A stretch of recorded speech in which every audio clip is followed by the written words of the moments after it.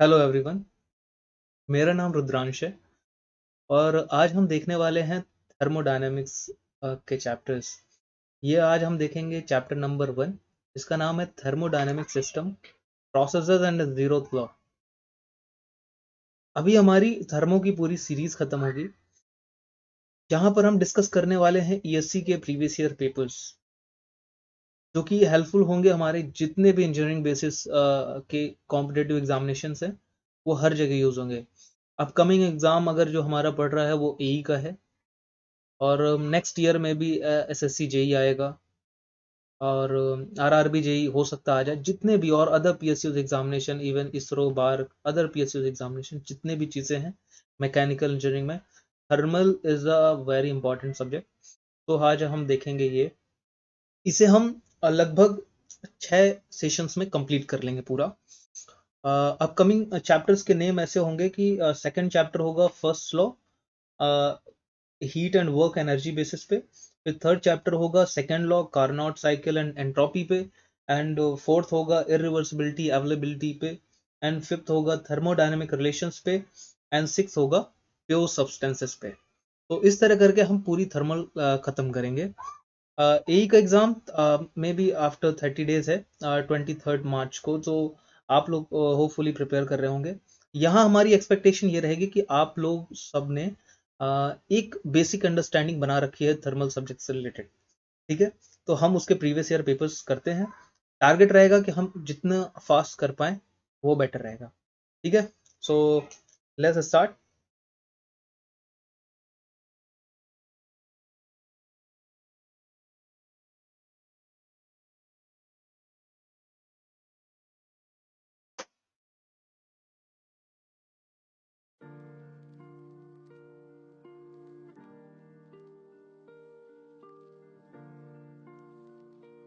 ये हमारा पहला क्वेश्चन आ गया।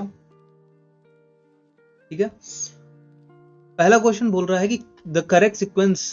अच्छा, ये प्रैक्टिस सेशन है, तो पहले मैं ट्राई करता हूँ, उसके बाद मैं जैसे इसे कंप्लीट कर लूंगा मैं आपको एक्सप्लेन कर दूंगा। ठीक है,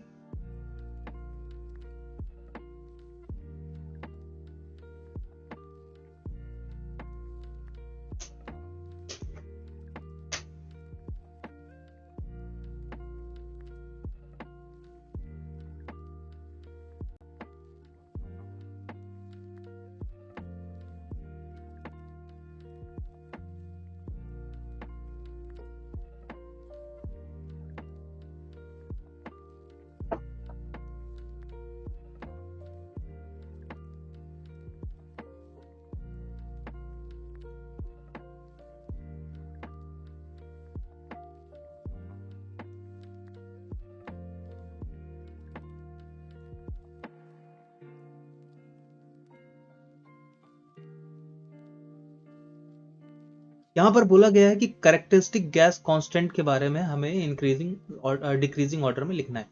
ठीक है, अब कैरेक्टरिस्टिक गैस कांस्टेंट होता क्या है कि R इज इक्वल टू होता है R bar upon molecular weight. ठीक है, अब ये तो कांस्टेंट है 8.314 किलो मोल हो जाता है, केजी पर किलो मोल हो जाता है। ये हमारा कांस्टेंट हो गया, यूनिवर्सल गैस कांस्टेंट। बट हमारे डिपेंडेंसी हो जाता है मॉलिक्यूलर वेट पे।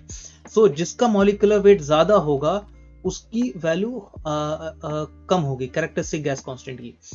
सो हमारा डिक्रीजिंग ऑर्डर में लिखना है। डिक्रीजिंग मतलब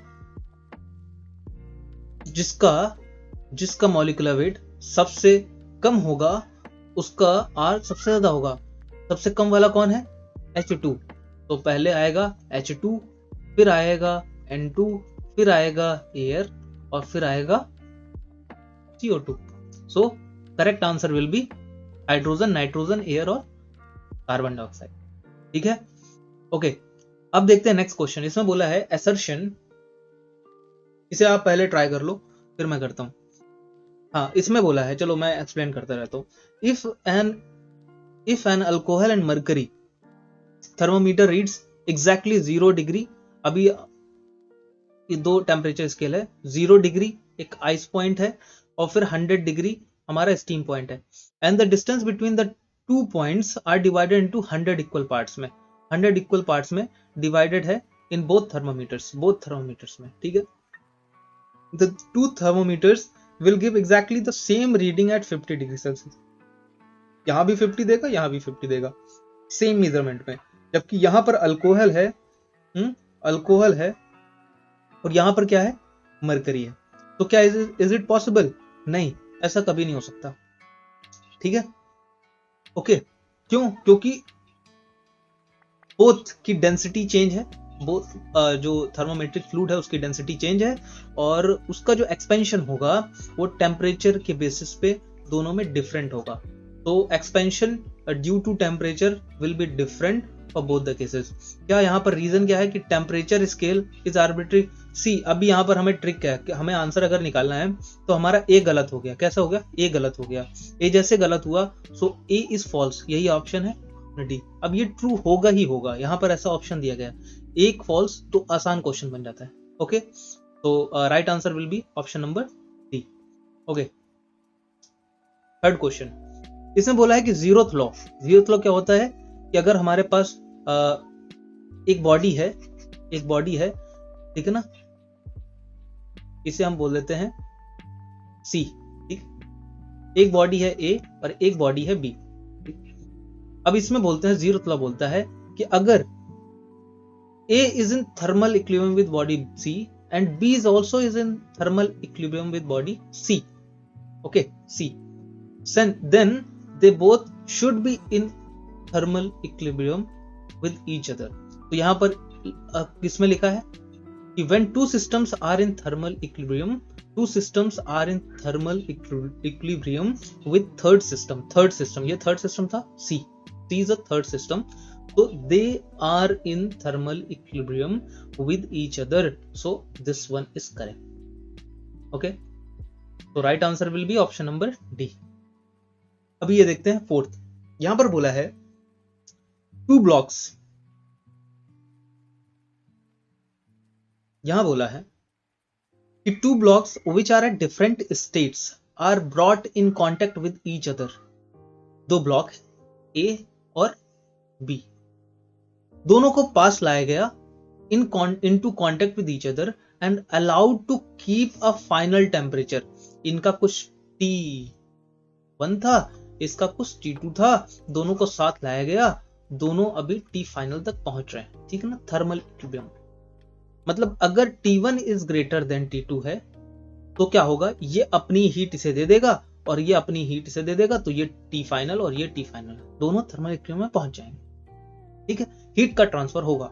तो बताओ, the final temperature attained is specified by C. जब यहां पर टी फाइनल की बात हो रही है, ठीक है ना, बोथ थर्मल इक्विलिब्रियम में पहुंच रहे हैं, लेकिन क्या यहां पर कोई थर्ड डिवाइस है? थर्ड डिवाइस है क्या? नहीं है। तो ये जीरोथ लॉ पे काम नहीं करेगा। देखो, सेकेंड और थर्ड की तो बात भी नहीं होगी, सेकेंड और थर्ड ऐसा केस ही नहीं होता। जीरोथ और फर्स्ट में आपको डाउट हो सकता है, जीरोथ और फर्स्ट में डाउट हो सकता है। तो हमें यहां देखना है कि जो दो बॉडी को इक्विलिब्रियम में आपस में लाया गया है, किसी थर्ड बॉडी से वो इक्विलिब्रियम में नहीं थी, तो जीरोथ लॉ नहीं होगा।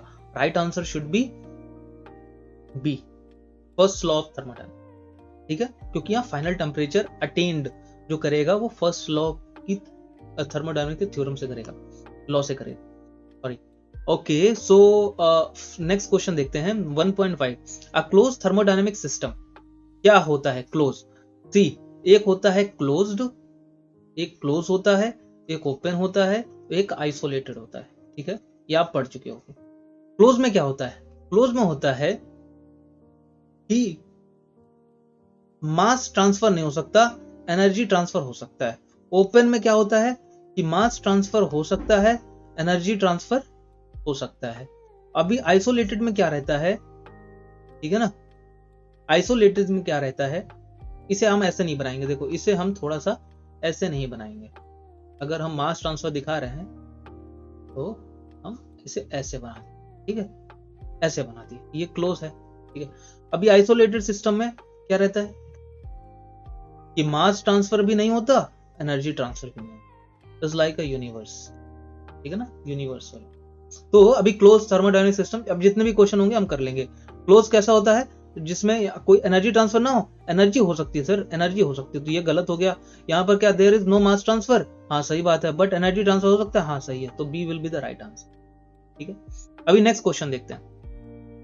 ठीक ना, ये close thermodynamic system. Next question बोल रहा है कि match the processes and N की वैल्यू बतानी है। अब देख लो, इसका तरीका ही है, अगर हम पीवी डायग्राम बनाते हैं, कैसा पीवी डायग्राम सर बना रहे हैं, ओके। यहां पर कितने प्रोसेसेस पॉसिबल हैं? एक तो कांस्टेंट प्रेशर, एक कांस्टेंट वॉल्यूम, ठीक, एक आइसोथर्मल, एक एडियाबैटिक, ठीक है ना, और इन दोनों के बीच में एक आ जाता है क्या, पॉलीट्रॉपिक, ऐसा हो। अब PV power N is equal to constant में अगर हम इसका ट्रिक देखो, 0 टू इंफिनिटी, ठीक, ये कांस्टेंट प्रेशर में एन की वैल्यू हो जाएगी 0, तो P is equal to constant, क्योंकि ये V1 हो जाएगा। अभी इंफिनिटी हो गई तो ये V is equal to constant, okay. तो यहाँ पर ये आइसोथर्मल था तो 1 हो जाती है एन की वैल्यू, और यहाँ पर 1.4 हो जाती है, और यहाँ पर पॉलीट्रॉपिक में इन बिटवीन रहती है, ओके, इन बिटवीन रहती है। इसी को हम इज इक्वल टू एन है, एन को हम Cp बाय Cv भी बोल सकते हैं। अब यहाँ पर बोला है कि एडियाबैटिक का जो ये है एडियाबैटिक, यहाँ पर हम सीधे देखते हैं कि एडियाबैटिक में ए ऑप्शन में हमारे पास दिया है 2 and 3। 2 क्या है, यहाँ पर Cp बाय Cv, और 3 क्या है, 1। 3 हो सकता है क्या एडियाबैटिक के लिए, 1 हो सकता है क्या, नहीं हो सकता, तो हमने 3 को काट दिया, 3 जो है ये हट गया पूरा तरह से, ऑप्शन सी हट गया, ठीक। अब हमें पता चल गया कि यहाँ 2 है, 2 अगर है, यहाँ 2 आ गया तो कहां पर, यहाँ अगर 2 आ गया तो कहां पर 3 आएगा, 3 इसमें आएगा बस, ठीक ना, 3 इसमें ही आएगा। 3 क्या था, आइसोथर्मल का 1, तो 3 हो गया। जैसे 2 3 हो गया तो ये भी ऑप्शन गलत हो गया। अब हमें सी को देखने की जरूरत है क्योंकि दोनों में 5 है, ठीक है। अभी डी देखते हैं, कांस्टेंट वॉल्यूम का हम जानते हैं इन्फिनिटी हो जाती है, तो मतलब 1, तो 1 हो गया, यानी B will be the right answer, B will be the right answer. Hope you have understood this. अभी नेक्स्ट क्वेश्चन देखते हैं 1.7, which one of the following is extensive property of a thermodynamic system? Extensive and intensive property की बात होती है। एक होता है एक्सटेंसिव प्रॉपर्टी, एक होता है इंटेंसिव प्रॉपर्टी। इंटेंसिव मतलब होता है कि those properties which are independent, is not dependent on mass of the system, and it is the function or dependence on the mass of the system। यानी जितनी भी एनर्जी रहती है, एनर्जी वो होती है मास डिपेंडेंट।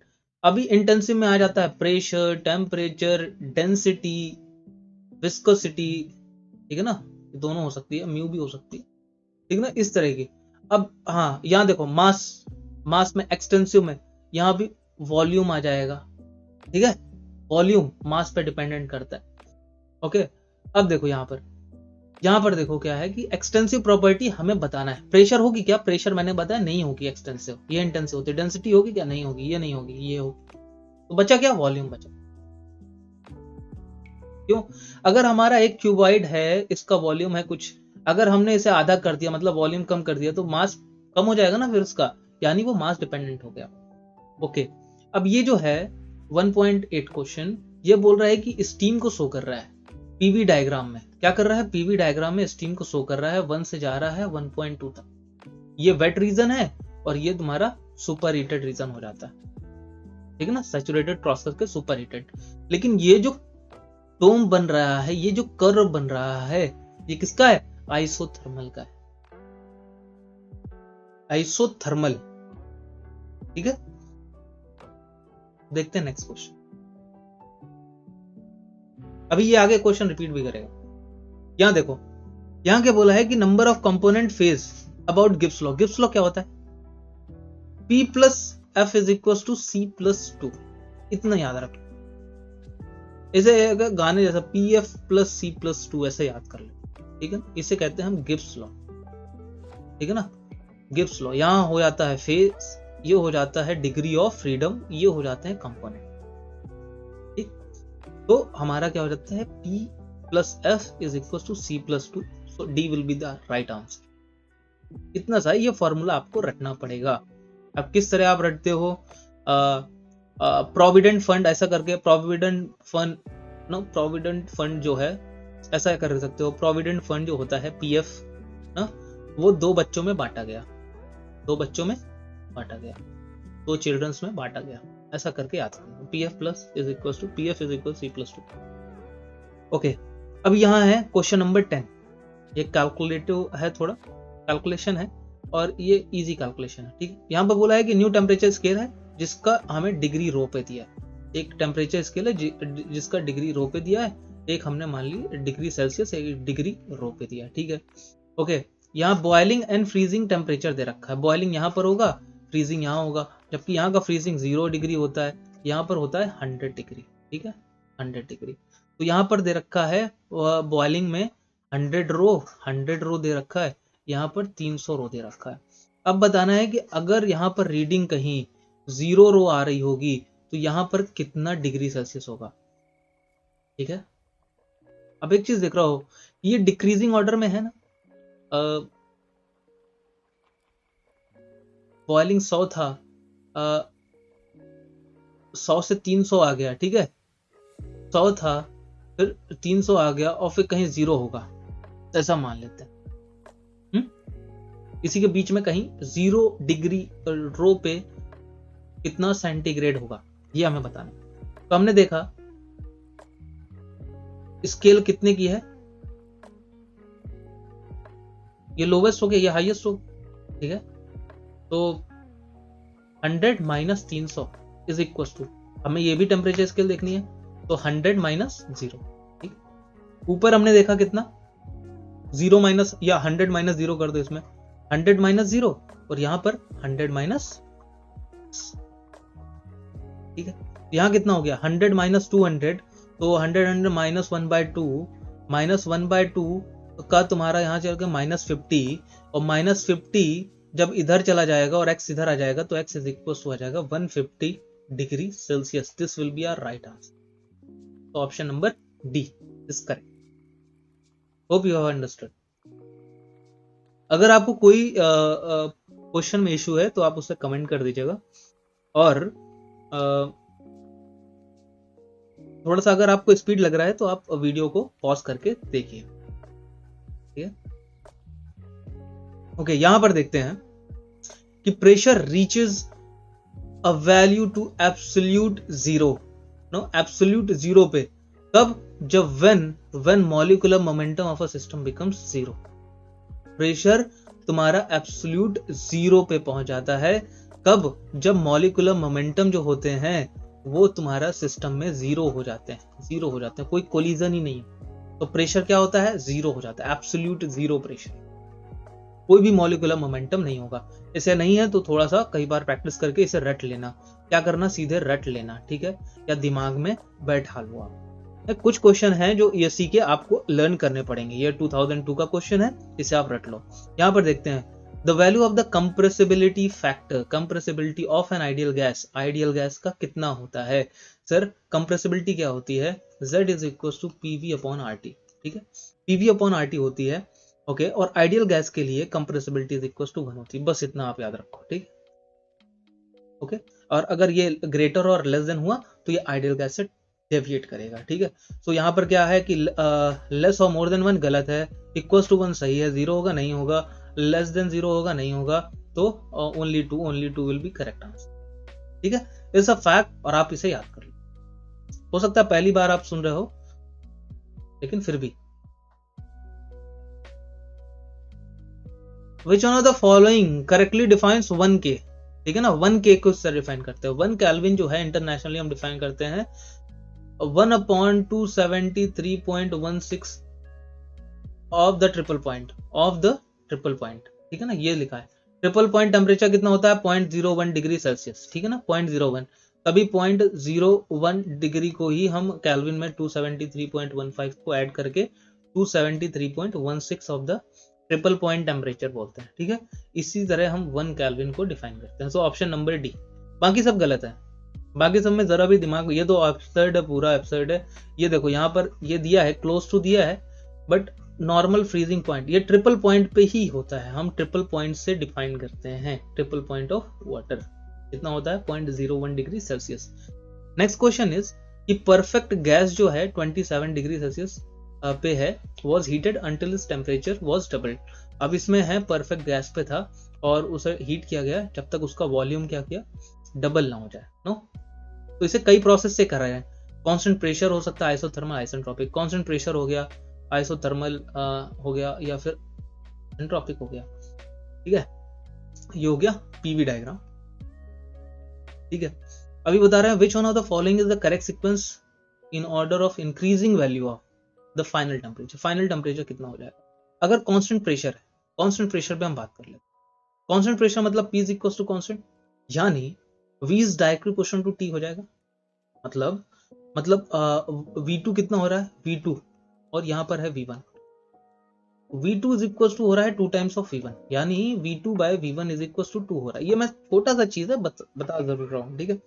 अगर हमने यहाँ पर 2 कर दिया तो कांस्टेंट प्रेशर अगर हमें करना है, कांस्टेंट प्रेशर अगर करना है तो हमने 2 इज इक्वल टू क्या किया, V is direct proportional to T हो गया ना। तो V2 by V1 is equal to T2 bye T1, तो T2 बाय T1, T1 कितना हो जाएगा 27 डिग्री सेल्सियस है, 27 plus 273 is equal to 300 kelvin हो जाएगा, ठीक। 300 हम ले गए, this implies T2 is equal to 600 kelvin, ठीक। ये हमारा पहला आ गया। अभी आइसोथर्मल कांस्टेंट टेम्परेचर, इसमें हमें कुछ करना होगा क्या, टेम्परेचर इज इक्वल टू 300 ही होगा, ठीक है, यानी 300 हो गया। अब ध्यान रखना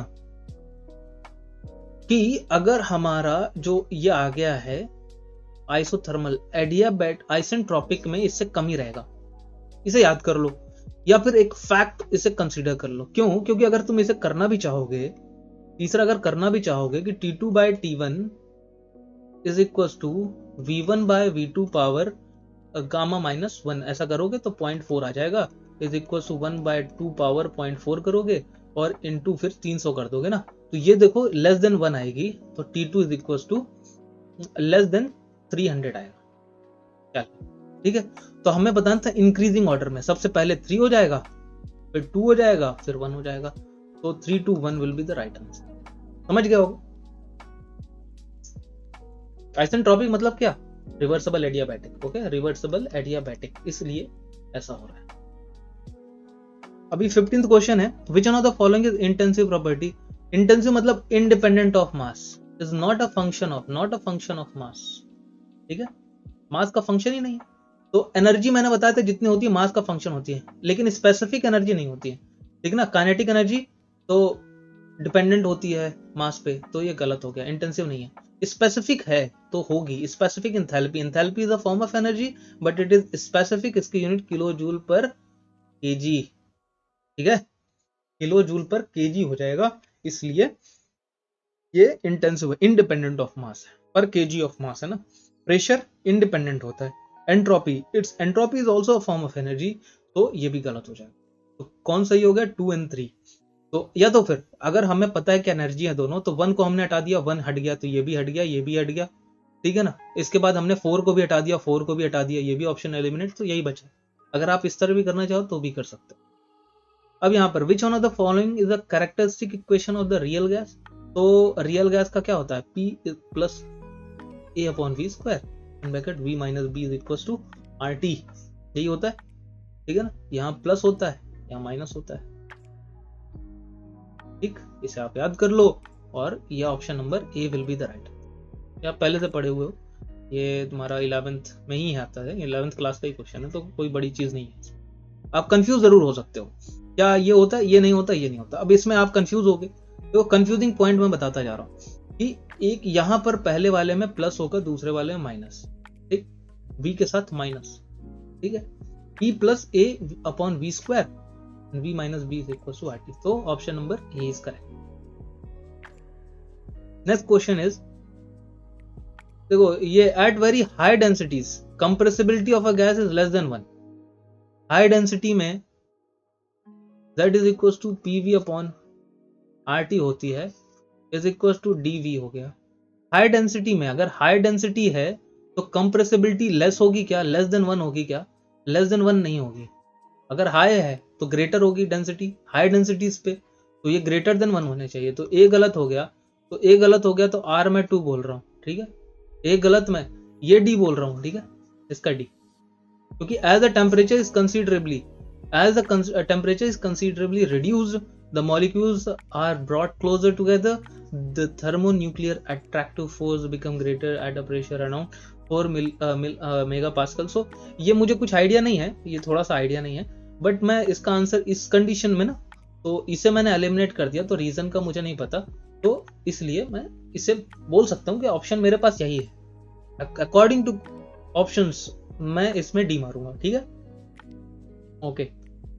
नाउ नेक्स्ट क्वेश्चन, मैंने बताया था ये क्वेश्चन रिपीट करेगा, देखो यहाँ रिपीट कर रहा है, ये रिपीट कर रहा है फिर से। क्या है इसमें, हमने पहले क्या देखा था, स्टीम के लिए देख चुके थे ना कि आइसोथर्मल प्रोसेस में जब बाय वेट स्टीम, जब आइसोथर्मल प्रोसेस होता है ना, यानी कांस्टेंट टेम्परेचर प्रोसेस होता है, undergoes by weight steam till it becomes super heated. Sir तो मैंने बताया था पीवी डायग्राम जो भी बनता है वो ऐसे जाके ऐसे बनता है ना, ऐसे जाता है वेट रीजन में और फिर ऐसे हो जाता है, सुपर हीटेड रीजन में चला जाता है। तो ऑप्शन नंबर सी देखो, बाकी ये गलत है, ये गलत है, वेट रीजन में स्ट्रेट जाएगा फिर कर्व होना चाहिए, गलत हो गया, ये सही है, ठीक है। तो ये ऑप्शन, ज्यादा टाइम नहीं वेस्ट करेंगे, ये भी गलत ही है, ठीक है। अभी 19 देखते हैं, which of the following intensive, sir energy जो होती है वो एक्सटेंसिव होती है, तो एनर्जी अगर है तो हम हटा देंगे, 1 को हमने हटा दिया तो 1 से ये कट गया, ये ऑप्शन कट गया। थर्मल कंडक्टिविटी, मान लो आप नहीं जानते हो, प्रेशर आप जानते हो, प्रेशर तो जानते थे, एंट्रोपी ये भी गलत है, इंटेंसिव नहीं होती, एक्सटेंसिव होती है, तो हमने फोर्थ को भी हटाया, फोर्थ को जैसे हटाया ये भी कट गया, तो ये दोनों सही हो। यानी आप ध्यान रखना कि थर्मल कंडक्टिविटी इंटेंसिव प्रॉपर्टी है। अब इसे समझते हैं क्यों है। अगर यहां पर हमने कॉपर ले लिया, ठीक है, जिसकी कंडक्टिविटी क्या थी, हमने कॉपर को आधा कर दिया, ठीक है, इसका वॉल्यूम कम हुआ, ठीक है। अब क्या इसकी कंडक्टिविटी आधी हो जाएगी क्या, या फिर चेंज हो जाएगी क्या, नहीं होगी, conductivity will be same, so independent on the mass और वॉल्यूम, मास और वॉल्यूम पे इंडिपेंडेंट है, that's why it is correct, it's a intensive property, okay. तो next question is 14th, no ये 20th क्वेश्चन है, which one of the following thermodynamic process approximates the steaming of food in a pressure cooker. Sir pressure cooker होता क्या है, sir एक डब्बा होता है, ठीक, उसके ऊपर एक सीटी लगी रहती है ना, नोजल लगी रहती है। अब इसमें आप इस हीट कर रहे हो, तो ये एक्चुअली क्या हुआ, एक तो कांस्टेंट वॉल्यूम हुआ, वॉल्यूम कांस्टेंट है पहली बात, क्या प्रेशर कांस्टेंट, नहीं, प्रेशर तो बढ़ रहा है, प्रेशर इज इंक्रीजिंग, तो क्या कांस्टेंट प्रेशर होगा, नहीं होगा। क्या इंथैल्पी कांस्टेंट, नहीं, इंथैल्पी भी इंक्रीज हो रही है क्योंकि टेम्परेचर इंक्रीज हो रहा है, तो आइसोथैल्पिक नहीं होगा, आइसोबारिक नहीं होगा, आइसोथर्मल होगा क्या, नहीं होगा, तो आइसोकोरिक होगा सर, आइसोकोरिक, ठीक। अब यहां देखते हैं 21st question, type of thermometer, thermometric property हमें बताना। मरकरी इन ग्लास, जब मरकरी इन ग्लास है मतलब वॉल्यूम क्या हुआ, कांस्टेंट हो जाएगा, मरकरी में क्या हो जाता है, वॉल्यूम कांस्टेंट, मतलब ए का 3, तो ए और सी को हमने एलिमिनेट कर दिया, ठीक। अभी थर्मोकपल और थर्मिस्टर और कांस्टेंट वॉल्यूम, इन्हें आप पढ़ चुके हो क्योंकि ये आइडियल गैस थर्मोमीटर इसे बोला जाता है। कांस्टेंट वॉल्यूम गैस जो होता है उसकी थर्मोमेट्रिक प्रॉपर्टी होती है कांस्टेंट प्रेशर, मतलब डी का हो गया 1, डी का 1 हो गया, देखो दोनों में 1 दिया था, ओके। फिर थर्मिस्टर, थर्मिस्टर में आता है रजिस्टर, नो रजिस्टर या रेजिस्टेंस, इलेक्ट्रिकल रेजिस्टेंस, यानी सी का हो गया 2, सी का जैसे हमने 2 देखा तो ये आ गया सही, ओके। तो थर्मोकपल में क्या होता है, वोल्टेज होता है, वोल्टेज उसकी थर्मोमेट्रिक प्रॉपर्टी होती है, तो क्या होता है वोल्टेज, तो इंड्यूस्ड इलेक्ट्रिक वोल्टेज इसका हो जाएगा करेक्ट, ठीक है। तो option D will be the right answer इसका, ठीक है। मैंने क्या बताया कि जब मरकरी है तो क्या कांस्टेंट है उसमें, वॉल्यूम कांस्टेंट है, अगर कांस्टेंट वॉल्यूम है तो इसमें थर्मोमेट्रिक प्रॉपर्टी हो जाती है, प्रेशर से वेरी करेगा, थर्मिस्टर में रेजिस्टेंस आ जाता है, थर्मोकपल में ईएमएफ या इलेक्ट्रोमोटिव फोर्स या फिर इलेक्ट्रिक वोल्टेज आ जाता है, ठीक है। तो अपना ऑप्शन उसी अकॉर्डिंग आप देख लो। नेक्स्ट क्वेश्चन इज यहां पर है, बाय इस question according consider the 4 processes, ठीक है ना, 4 प्रोसेस देख रहे हैं नीचे, ए बी सी डी देख रहे हैं, ओके। अभी यहां पर हमें फिर से एन बनाना है, लेकिन किस कोऑर्डिनेट्स में है, पीवी कोऑर्डिनेट्स में, जो कि हम पढ़ चुके हैं। ये क्या हो जाएगा, ये 0 हो जाएगा, ये इन्फिनिटी हो जाएगा, ये 1 हो जाएगा, ये 1.4 हो जाएगा। ठीक है, अब यहाँ हमें ए बी सी डी दे रखा है, इसके सामने दे रखा है ए बी सी डी दे रखा है इसके सामने, तो ए क्या था, 0 था, 0 1 पे है, तो 0 1 पे है, तो ए और इसे हमने एलिमिनेट कर दिया, 1 हो गया। हमें बी देखना है, बी ये था, बी का 1 होगा, 2 होगा, यानी 2 है तो यही सही है, बाकी छोड़ दो। 3 4 आप देख लो, सी के लिए क्या है, 1.4 है, 3, ये 1 2 3 4 करेक्ट है। नेक्स्ट क्वेश्चन देखते हैं। अभी यहां पर दिया है कि एन आइडियल गैस में टेम्परेचर कितना है, 27 यानी 300 केल्विन है, is heated eight constant pressure, constant pressure given है। ठीक है, कांस्टेंट प्रेशर मतलब volume is the equation of temperature हो गया, इट्स वॉल्यूम बिकम्स थ्राइस मतलब 3 टाइम्स हो गया वॉल्यूम, तो is equal to T3 bye T1 मतलब 300, तो कितना हो गया temperature, T3 is equal to 900 kelvin. ठीक है, तो बताओ what would be the temperature of the gas, कितना हो जाएगा, 900 केल्विन। सेल्सियस में दिया तो -273, 273 यानी 627 आ रहा है, 627। ठीक है, तो 627 विल बी राइट आंसर। देखो ice is kept, next question is ice is kept in well insulated thermoflask. बताया था आइस को हम उस थर्मोफ्लास्क में रखते हैं जहां पर एनर्जी और मास का ट्रांसफर ना हो, उसे हम क्या कहते हैं, आइसोलेटेड सिस्टम। यहाँ आइस रखी है, क्या रखी है, आइस रखी है, इसे क्या बोलते हैं, आइसोलेटेड सिस्टम। ठीक है, तो ऑप्शन नंबर बी, ये क्लोज सिस्टम नहीं होगा, ओपन नहीं होगा। यहां पर जो है नॉन फ्लो एडियाबैटिक सिस्टम, देखो नॉन फ्लो एडियाबैटिक सिस्टम आप बोलते हो as a kind of system, but right suitable answer will be isolated system, क्योंकि ये एक तरह का आइसोलेटेड सिस्टम ही है। ये नॉन फ्लो मतलब क्लोज हो गया, और एडियाबैटिक सिस्टम मतलब हीट इंटरेक्शन नहीं हो रहा है, इस वजह से हम इसे बोलेंगे। बट हमारा जो मोस्ट एप्रोप्रिएट आंसर है वो बी है। ठीक ना, measurement of temperature based on the which law. देखो टेम्परेचर का मेजरमेंट, टेम्परेचर कैसे मेजर करते हो, एक बॉडी है, दो बॉडी है, इससे हमने मेजर किया, इससे मेजर किया, तो वो भी थर्मो हो गया ना, तो ए विल बी 0th लॉ। क्यों, क्योंकि ये क्या है, आपने तभी तो मेजर किया। बुखार आता है, थर्मोमीटर आप लेते हो, तो किससे मेजर करते हो, वो थर्मोमीटर जो काम करता है वो 0th लॉ पे काम करता है, किसमें, 0th लॉ पे। ठीक, फर्स्ट लॉ जो डिफाइन होता है वो फाइनल टेम्परेचर्स के केस में। ठीक है, तो right answer here will be option number A. यहां पर भी देखो, consider the following properties, temperature, viscosity, specific entropy और thermal conductivity, which of the above property are intensive, कौन सा इंडिपेंडेंट है, टेम्परेचर क्या है, इंडिपेंडेंट, ठीक है, विस्कोसिटी इंडिपेंडेंट, ठीक है, स्पेसिफिक है, ठीक है, थर्मल कंडक्टिविटी, ठीक है, तो D will be the right answer. Okay, तीनों चारों मतलब चारों इंडिपेंडेंट है इंटेंसिव प्रॉपर्टीज। यहां देखो, यहां पर दिया है कि कंसीडर द फॉलोइंग प्रॉपर्टीज, ठीक है, एंट्रोपी कैसी है, एंट्रोपी एनर्जी है, तो मतलब एक्सटेंसिव हो गई, ये इंडिपेंडेंट हो गई, ये भी इंडिपेंडेंट, ये स्पेसिफिक, देखो स्पेसिफिक हीट है, तो ये भी इंडिपेंडेंट होगी। तो हमें से पूछा क्या, एक्सटेंसिव पूछा है, तो ये सब इंडिपेंडेंट है, ये सब इंडिपेंडेंट है, यही बस डिपेंडेंट है, तो यही एक्सटेंसिव हुई, तो only one will be the right answer. या फिर आप किसी को भी एलिमिनेट करके भी कर सकते हो, अगर आपको दोनों साइड पता है तो आप एलिमिनेट करो ऑप्शन।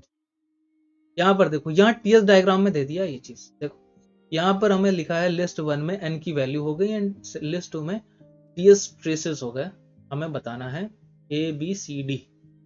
अब देखो, अब यहाँ देखो किसकी स्लोप ज्यादा होती है वो आपको पता होगा, constant volume having more steeper is more steeper than constant pressure. अब आपको ये चीज पता चल गई, कौन कांस्टेंट वॉल्यूम, कौन कांस्टेंट प्रेशर। कांस्टेंट वॉल्यूम के साथ हमें पता है कि इन्फिनिटी होती, कांस्टेंट प्रेशर के साथ होता है क्या, 0। अब ये हो गया आइसेंट्रोपिक, ये हो गया तुम्हारा आइसोथर्मल। थर्मल के केस में हमें पता है वैल्यू 1 हो जाती है, इसके केस में हमें पता है 1.4 हो जाता है।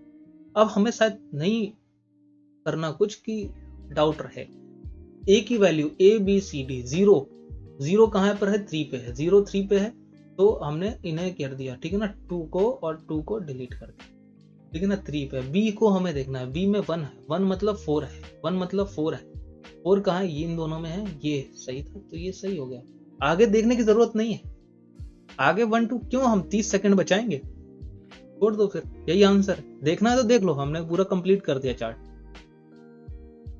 अभी नेक्स्ट क्वेश्चन है कि यहाँ पर फिर से बोला इंटेंसिव, कौन सी इंटेंसिव? एनर्जी नहीं होती है, वन को हमने एलिमिनेट कर दिया, वन को जैसे जैसे हटाया तो ये गलत ये गलत, ठीक है। एंट्रोपी ये भी नहीं होती है, मतलब एक्सटेंसिव होती है, इंटेंसिव नहीं होती, एक्सटेंसिव होती है, तो हमने इसे भी हटाया। तो बच्चा कौन सा ऑप्शन? 3 और 4। थर्मल कंडक्टिव पहले डिस्कस की, ये रिपीटेड क्वेश्चन है। Molal specific heat of an ideal gas. देखो मोलल जब भी आ जाता है वो एटम पे बेस्ड होने लगता है, तो क्या वो प्रेशर पे होगा? नहीं होगा। टेम्परेचर में नहीं, बोथ टेम्परेचर एंड प्रेशर में नहीं, number of atoms in molecules पे बेस्ड होगा, क्योंकि मोलल स्पेसिफिक हीट है। मोलल मतलब नंबर ऑफ एटम्स में बेस्ड होना, ठीक है। तो option D will be the correct answer. Next question is 31 is, बताओ फिर से एक्सटेंसिव आ गया। अब आप इसे कर सकते हो। एक्सटेंसिव मतलब डिपेंडेंट हो और कौन नहीं है। टेम्परेचर क्या मास पे डिपेंडेंट नहीं है, वन को हमने हटा दिया, वन जैसा हटाया नहीं है। विस्कोसिटी है क्या? नहीं है, तो हमने टू को भी हटा दिया, टू यहां से भी हटा, तो बचा यही दोनों आंसर। देख लेना, एनर्जी है और entropy, both are energy, so extensive. Okay, अब यहां देखते हैं, इट्स अ गुड क्वेश्चन। यहां दिखा है, consider the following statement. Okay, तो boiling of water from a heat source at same boiling temperature. Same boiling temperature में बॉइलिंग क्या हो रहा है? वाटर का बॉइलिंग हो रहा है from a heat source at same, ठीक है ना। तो टेम्परेचर डिफरेंस हो रहा है, ठीक। क्या ये इरिवर्सिबल है या फिर रिवर्सिबल है? तो boiling of water from at same boiling temperature वो रिवर्सिबल है, तो इरिवर्सिबल नहीं हुआ ना, क्योंकि बॉयल कर रहा हो वाटर को।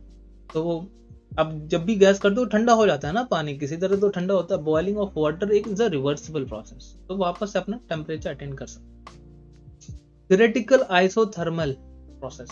देखो दो प्रोसेस जो है, एक आइसोथर्मल एक एडियाबैटिक, वो होते हैं क्या? वो था रिवर्सिबल प्रोसेस ना, वो था रिवर्सिबल होते हैं on theory basis. Theoretically they are reversible, तो theoretically isothermal compression is reversible. तो कौन सा प्रोसेस है? इरिवर्सिबल।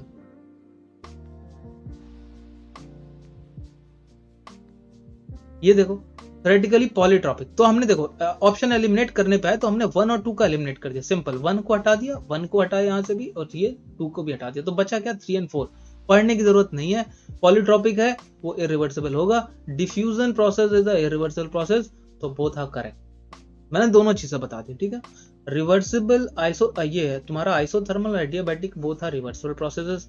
किसी बॉइलिंग को आप रिवर्स कर सकते हो, तो it's also a reversible process, ठीक है ना। लेकिन ये जो दोनों है वो इरिवर्सिबल प्रोसेस है, ठीक है। होप आप अंडरस्टैंड कर पाए। अभी 33rd क्वेश्चन है कि यहां पर देखो, यहां क्या है? Slow heating of water.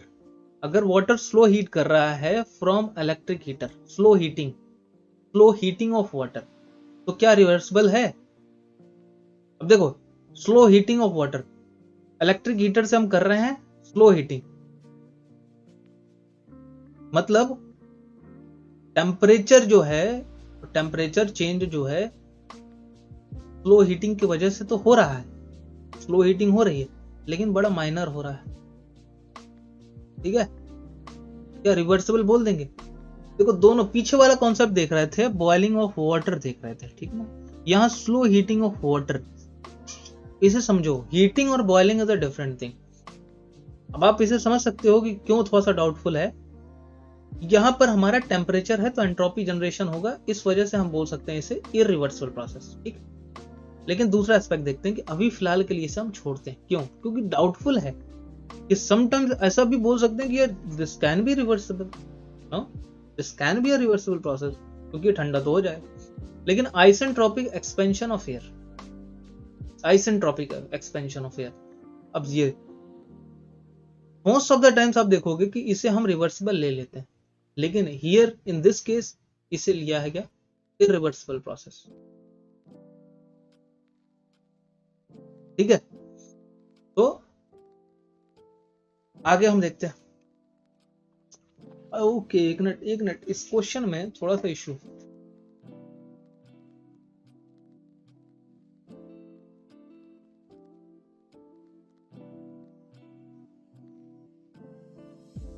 हम्म यहाँ पर भी आइसेंट्रोपिक है, रिवर्सिबल एडियाबैटिक है, it can be reversible, but यहाँ पर अभी भी उसे आप क्या ले रहे हो, आइसेंट्रोपिक एक्सपेंशन को। फिर यहाँ नेक्स्ट क्वेश्चन, नेक्स्ट को देखो कि इवापोरेशन जो है, इवापोरेशन जो होता है at evaporation temperature is a reversible process. ये मुझे पता है कि ये रिवर्सिबल होता है। Okay, at constant pressure heating जो होती है, ये कांस्टेंट प्रेशर मैंने बताया था कि इरिवर्सिबल होता है। अगर मैं 4 को एलिमिनेट कर दूं तो ये दो ऑप्शन एलिमिनेट हो जाते हैं। अब अगर मैं डाउट पे जाऊं कि सिंपल जो मैं समझता हूं, अगर मैं जो समझ रहा हूं, अगर मैं उससे बात करता हूं, ठीक है, सिंपल। अभी मैं फिर से देखता हूं, देखो मैं कह रहा हूं कि इसमें मुझे डाउट हो रहा है, मुझे नहीं समझ में आ रहा कि मैं अगर बोलता कि स्लो हीटिंग है तो इसे मैं बोल रहा हूं क्या, सिंपल वर्डों में कि स्लो हीटिंग हो रही है, मैं कह रहा हूं रिवर्सिबल है। हाँ, इसे आइसेंट्रोपिक है, मैं रिवर्सिबल बोल रहा हूं। आइसेंट्रोपिक एक्सपेंशन जो है अब फिलहाल के लिए रिवर्सिबल, मैं अभी बताऊंगा क्यों नहीं होगा। थर्ड को मैं बोल रहा हूं evaporation of liquid from a heat source at evaporation temperature is a reversible process. ये होता है, इसे आप ध्यान रखो, ठीक, कई जगह यूज भी होता है। अभी कांस्टेंट प्रेशर जो है मैंने बताया it's not a reversible process, तो हमने 4 को, हमें यहाँ पर बताना था कौन सा प्रोसेस रिवर्सिबल है, तो हमने 4th नहीं है तो 4 हमने इसे हटा दिया, 4 था यहाँ पर, यहाँ भी 4 था, हमने हटा दिया। अब बताती है आइसेंट्रोपिक। सी आइसेंट्रोपिक जो है और reversible adiabatic both are reversible adiabatic can be isentropic, but isentropic can और can not be a reversible adiabatic. इसका रिवर्स पॉसिबल नहीं है, ये पॉसिबल नहीं है। इस वजह से हम इस ऑप्शन में जो बुक में आंसर दिया है वो भाई साहब ए ही दिया है, मतलब 3 ही रिवर्सिबल है इन सब में, ठीक है ना। 1 की तो मैं बात भी नहीं कर रहा, ठीक है। लेकिन 2 में जो हमारा डाउट है, 2 इसीलिए है क्योंकि आइसेंट्रोपिक एक्सपेंशन अगर हम बोल देते हैं तो वो रिवर्सिबल एडियाबैटिक एक्सपेंशन हमेशा वो फोकस करना चाहिए कि रिवर्सिबल एडियाबैटिक, अगर रिवर्सिबल एडियाबैटिक होता तो आंसर हमारा 2 and 3 हो जाता। मैं अब काफी इसे एक्सप्लेन कर दिया, ठीक है। अभी नेक्स्ट क्वेश्चन, ये रिपीटेड क्वेश्चन है 1.34 का कि जीरोथ लॉ ऑफ थर्मोडायनेमिक्स क्या होता है। हमने बताया था कि यहाँ पर एक क्या रहेगा, थर्मामीटर रहेगा, एक दो बॉडी होंगी, इनसे होगा या फिर इनसे होगा, और both will be in thermal equilibrium. तो इसका भी देखो, 2 system are in thermal equilibrium with a third system, they are in thermal equilibrium with each other, so D will be the right answer. Okay,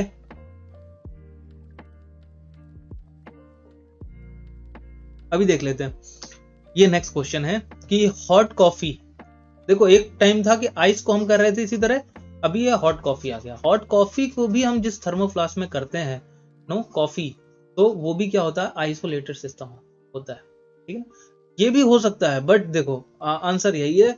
और non flow adiabatic system जो होता है वो इसी का ही पार्ट है, बट अगर ये नाम आ गया तो हमें इसी को ही बोलना है, ठीक है। ओके, अब बता दें कंट्रोल वॉल्यूम क्या होता है। अगर हमने कहीं एक स्पेसिफाइड एरिया मार्क कर लिया जिसमें हमारी स्टडी होनी है, ठीक है ना, वहां पर किसका इंटरेक्शन हो रहा है, मास का हो सकता है, एनर्जी का हो सकता है, नो एनर्जी में हीट एंड वर्क दोनों आ गए, ठीक है। तो ये उसी को बोलते हैं। तो यहाँ पर लिखा है क्या आइसोलेटेड सिस्टम होता है, नहीं। क्लोज सिस्टम होता है, नहीं। स्पेसिफाइड मास ट्रांसफर होता है but is not the only. ये फिक्स रीजन होता है इन स्पेस, ठीक है, ये सही। Where the mass and the heat work can cross the boundary of that region, तो D will be the right answer, ठीक है। इसे आप समझ पा रहे हो। Next question is 37th, close system manifest when. Close system क्या होता है भाई साहब, क्लोज सिस्टम बताया कि मास नहीं जाना चाहिए, क्या मास नहीं जा सकता, एनर्जी जा सकती है। यहाँ पर matter is not allowed to cross, matter मतलब क्या, mass, matter is not allowed to cross, सही बात है, cross the boundary, but the energy transfer occurs across the boundary, सही है, वेरी ट्रू। अभी देखते हैं नेक्स्ट क्वेश्चन, यहाँ पर बोला है 1.38 असर्शन बोला है when the surface of a lake is cooled during winter, जब ठंडी में सरफेस ऑफ लेक ठंडी हो जाती है the cooled surface water descends to the bottom, तो ऊपर का होता है कूल्ड सरफेस जो होता है वो नीचे जाता है, as long as temperature exceeds, जैसे जैसे एक्सीड करता है, बट व्हेन, ठीक है ना, जैसे जैसे, but when cooled below 4 degree Celsius, 4 degree Celsius, देखो 4 डिग्री जो सेल्सियस है यहां पर है। अब जब कोल्ड डिग्री से 4 डिग्री से बिलो जाता है तो वो ऊपर चला जाता है, ठीक है ना, क्योंकि उसकी क्या होती है, डेंसिटी कम हो जाती है, ऐसा डेंसिटी उसकी कम हो जाती है। 4 डिग्री से बिलो जैसे गया तो डेंसिटी कम हुई, वो ऊपर फ्लोट करता है, तो ये तो सही है, it's float eight the top. अभी जब एक्सीड, अभी 4 डिग्री जैसे ज्यादा जाती है तो क्या होता है, cooled surface descend to the bottom as long as, और जैसे जैसे वो एक्सीड करती है वो ऊपर रह जाता है, तो ये सही है, बिल्कुल सही है, ठीक है। और रीजन क्या है कि ice forms at the top of the pond in the winter while the bottom fluid stage warmer, सही बात है, at more than 4 degree Celsius, तो क्या रहता है,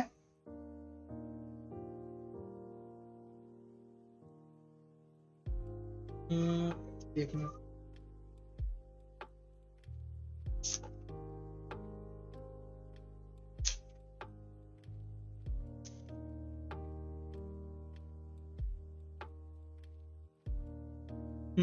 ठीक है। तो यहाँ पर क्या है कि ठंडी में बोल रहा है कि आइस जो होती है eight the top of the pond winter में रहती है, लेकिन बॉटम फ्लूइड जो रहता है, नीचे जो पानी का रहता है वो वार्मर रहता है, ये सही है, both statement are correct, but इसका आंसर बी हो जाएगा, ठीक है, कोई इसमें इंटरलिंक नहीं है, ठीक है, तो इसे आप देख लेना।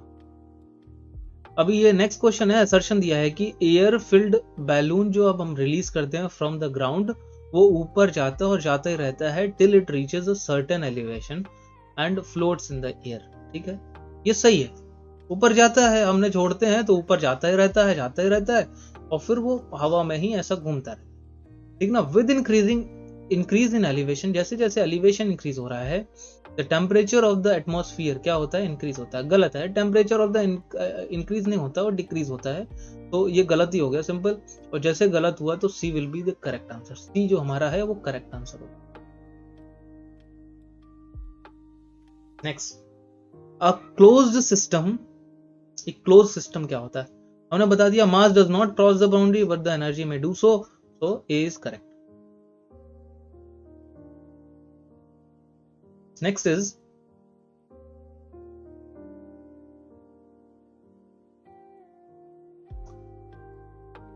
ठीक है,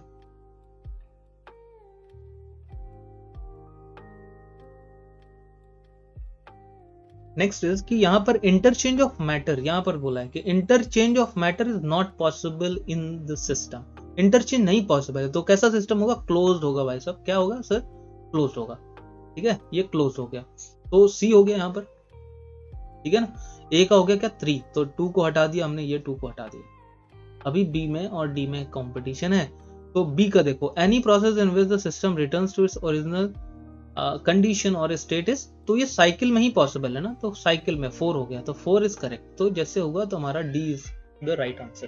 फिर interchange of matter is possible, तो ये ओपन सिस्टम में होता है, ठीक है, and the quantity of matter under consideration in thermodynamic cycle, quantity किस में होती है, उसे हम क्वांटिटी ऑफ मैटर को क्या बोलते हैं, उसे हम बोलते हैं क्या, सिस्टम, सिस्टम बोलते हैं उसे, ठीक है,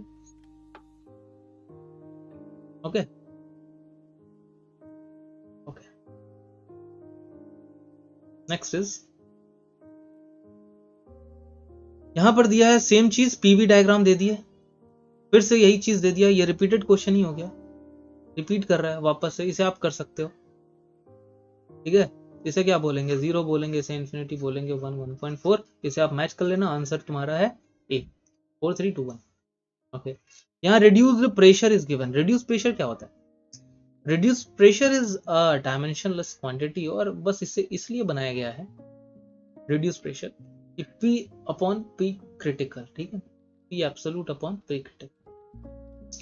क्या होता है कि हर जो भी गैसेस हैं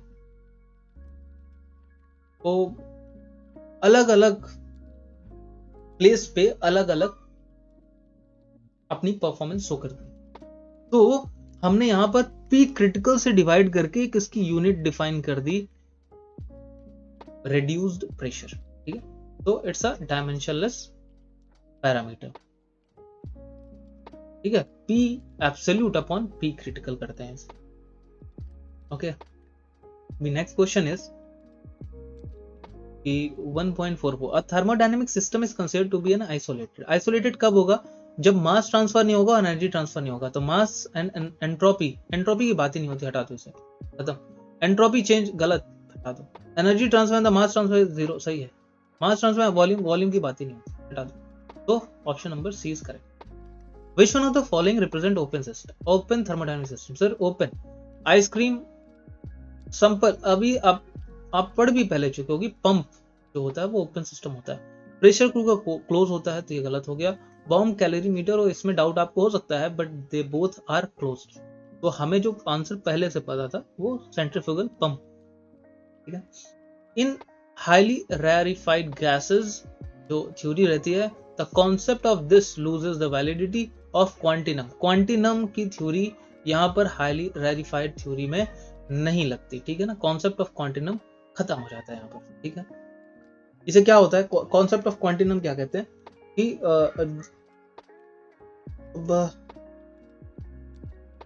जो भी दो मॉलिक्यूल टकराने के लिए उन्हें कैरेक्टरिस्टिक लेंथ से कम ट्रैवल करना होगा। ठीक है ना, वही कॉन्सेप्ट ऑफ क्वांटिनम आता है कि दो मॉलिक्यूल जो होते हैं वो टकराने के लिए वे कैरेक्टरिस्टिक लेंथ से कम ट्रैवल करें।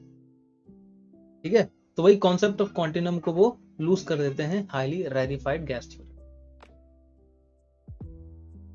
अभी यहां पर आ गए कि कांस्टेंट वॉल्यूम गैस थर्मोमीटर जो रहता है, कांस्टेंट वॉल्यूम, जिसमें थर्मोमेट्रिक प्रॉपर्टी हमने पहले पढ़ा था, प्रेशर रहती है। ठीक, ये वर्क करते हैं किस प्रिंसिपल में? एक तो समझो कि आइडियल गैस, आइडियल गैस आपने देखा हाई बीपी, इसमें ये कब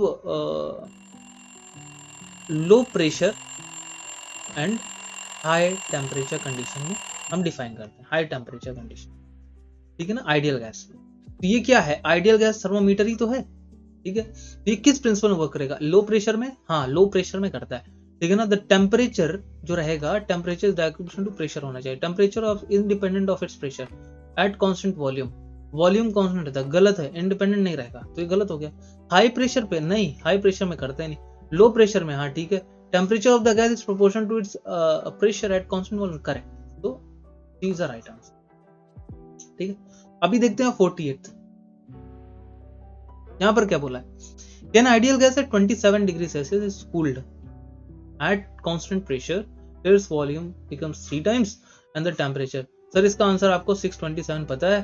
ठीक है, क्योंकि ये रिपीटेड क्वेश्चन है। क्या है ये? रिपीटेड क्वेश्चन है। अगर करना है तो वॉल्यूम क्या है? 3 टाइम्स हो गया है, प्रेशर कांस्टेंट है, pressure is constant and volume is becoming 3 times, माने V2 minus P1 is equal to T2 minus T1, और ये हो गया तुम्हारा 3 टाइम्स, तो T2 इज इक्वल टू ये तुम्हारा 300 केल्विन है। ठीक है, तो ये हो गया 900 kelvin, 900 kelvin minus 273 is equal to 627 degree Celsius, so it is right answer. ठीक है ना, the value of extensive property, extensive मतलब डिपेंडेंट रहेगी मास पे, is essentially dependent on the mass of the system, खत्म, बाकी सब छोड़ दो। जूल्स एक्सपेरिमेंट सिस्टम, जूल्स क्या होता है sir? Summation for a cycle, for a cycle, for a cycle, summation of heat transfer is equal to summation of work, W net. तो यहां पर देखोगे कि sum of all heat transfer is proportional to sum of all work transfer, it's a Joule's experiment for a cycle. ठीक है ना, बाकी सब गलत है। Change in pressure is proportional, ये सब गलत है, सब ये बात ही नहीं होती, समझे? सिंपल सी थ्योरी है, आप उसे कॉन्सेप्ट को याद। ये देखो, यहाँ an insulated container is divided into 2 compartments A and B।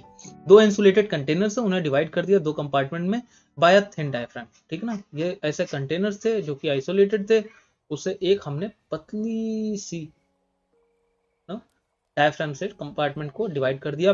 While A contains mass of a gas, यहाँ पर मास थी, ठीक है, and the B is evacuated, B में कुछ नहीं था, A में था कुछ और B में कुछ नहीं था।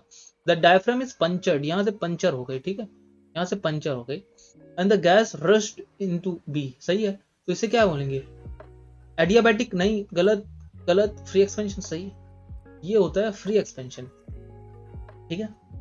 क्या होता है फ्री एक्सपेंशन, ठीक है। फ्री एक्सपेंशन में वर्क डन होता है, वर्क डन नहीं होता इसमें, work done zero, U zero, delta U zero, internal energy zero, ठीक है। अभी यहाँ next question is, if the time taken by a system to execute a process through a finite gradient is infinitely large, time जो है वो infinitely large है, तो कैसा प्रोसेस होगा, जब इनफाइनाइटली लार्ज हमें मिल रहा है तो it's become a reversible processor. Time taken by a system, time taken जो है to execute a process, process को एग्जीक्यूट करने के लिए थ्रू अ फाइनाइट ग्रेडियंट, जो उनके बीच का डिफरेंस है, finite difference is infinitely large, बहुत ज्यादा है, तो क्या होगा, वो रिवर्सल प्रोसेस होगा। ऑप्शन नंबर ए, ठीक है। ये है। Next question is, internal energy of a system, internal energy you is dependent on, sir you देखो कई चीजें, use a function of temperature for an ideal gas only, ideal gas के लिए ही बस वो रहता है, बाकी वो मॉलिक्यूलर वेट पे, structure and degree of molecular activity पे भी डिपेंड करता है। इसे आप रट लो, ध्यान रखो, याद करो, जो भी कर सकते हो करो, बट ये मॉलिक्यूलर वेट, स्ट्रक्चर एंड उसकी मॉलिक्यूलर एक्टिविटी पे भी डिपेंड करता है। Next question is, the negative temperature are impossible on Kelvin scale, सही है, कैल्विन कभी नेगेटिव नहीं होती, तो it's true, Kelvin scale is a thermodynamic temperature scale, it's true, लेकिन क्या रिलेशन है, नहीं, तो B is the right answer. देखो एक्सटेंशन ऑफ अ स्प्रिंग, यार ये क्या है, इसे बताना कि कौन से प्रोसेस इरिवर्सिबल है, मतलब जो रिवर्सिबल ना हो। एक्सटेंशन ऑफ ए स्प्रिंग, आप स्प्रिंग खींचते हो वो रिवर्स कर जाती है, तो क्या होगा, इरिवर्सिबल नहीं। क्या plastic deformation of a material, जब प्लास्टिकली डिफॉर्म हो गया तो क्या वो रिवर्स करेगा, नहीं करेगा, वो तो चेंज हो गया, उसका मॉलिक्यूलर स्ट्रक्चर चेंज हो गया सब, ठीक है, वो अब रिगेन नहीं करेगा, वो अपनी जो परमिशन लिमिट थी उसे क्रॉस कर लिया उसने, तो अब नहीं करेगा, तो टू इज करेक्ट। तो वन को हमने हटा दिया, वन हटा दिया, वन हटा दिया, जैसे हटा दिया तो हमें आंसर मिल चुका था भाई साहब, हमें दूसरा पढ़ने तीसरे की जरूरत नहीं थी, इस तरह ऑप्शन एलिमिनेट करो। दिमाग में रखने के लिए आप जरूर ये ध्यान रखें कि magnetisation of material exhibiting hysteresis करें, ठीक है। तो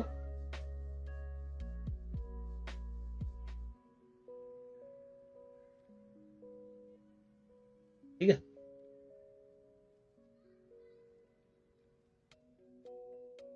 ये भी करेक्ट। नेक्स्ट क्वेश्चन इज, तो property of a thermodynamic system is, property क्या होती है सर, पॉइंट फंक्शन होती है, पाथ फंक्शन नहीं होती। पाथ फंक्शन में कौन आते हैं, आपके हीट होते हैं, वर्क आते हैं, ठीक है ना। Quantity which does not change in reversible processes, तो उसे इरिवर्सिबल नो बोलते हैं, क्वांटिटी चेंज, ये दोनों गलत हैं, तो बी पॉइंट फंक्शन आ जाता है, ठीक है। तो thank you so much for attending this session, और अभी तक हमने कंप्लीट कर लिए हैं सारे क्वेश्चंस, ठीक है ना, और होप आप सबको अंडरस्टैंडिंग मिली होगी, थोड़ी बहुत जो भी मिली है उसके लिए तहे दिल से धन्यवाद, ठीक है। और ओके, बैक एंड में थोड़ा सा म्यूजिक भी मुझे लगता है चल रहा है, तो ये हमने ठीक ठाक टाइम पे कंप्लीट भी कर लिया है, ओके। तो होपफुली, थैंक यू, ओके। तो दोस्तों को अपने बताएं इस प्रैक्टिस सेशन के बारे में, और बहुत ज़्यादा प्रैक्टिस करें। अच्छा, ये ESC previous year is the best thing कि जो हम इसे कंटिन्यू करेंगे। थर्मल को पहले हम कंप्लीट करेंगे, ठीक है, हम पहले थर्मल को कंप्लीट करके फिर आगे देखेंगे हम क्या क्या कर सकते हैं, ओके। तो thank you so much, have a nice day, good bye.